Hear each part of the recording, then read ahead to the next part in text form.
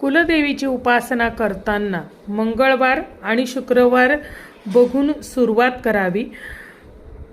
तुम्ही कुलदेवीला प्रसन्न करण्यासाठी देवी कवच, दुर्गा कवच, दुर्गा चालीसा, श्री गजगौरी कवच, त्याचप्रमाणे तुमच्या कुलदेवीचं नामस्मरण, अशा प्रकारामध्ये कुठल्याही प्रकारे तुम्ही कुलदेवीला प्रसन्न करण्यासाठीचे तुम्ही हे स्तोत्र किंवा मंत्र म्हणू शकता। सुरुवात करताना मंगळवार किंवा शुक्रवारी करावी।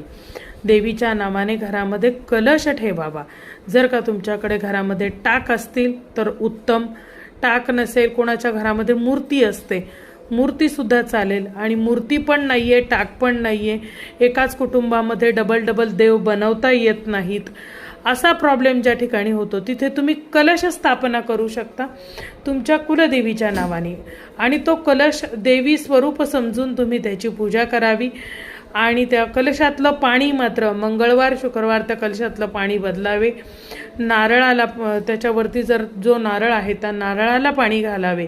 ह्या गोष्टी लक्षात ठेवाव्या। आणि हे कवच किंवा कुलदेवतेचं स्तोत्र हे जे तुम्ही वाचणार आहात किमान 11 वेळा तरी वाचावे।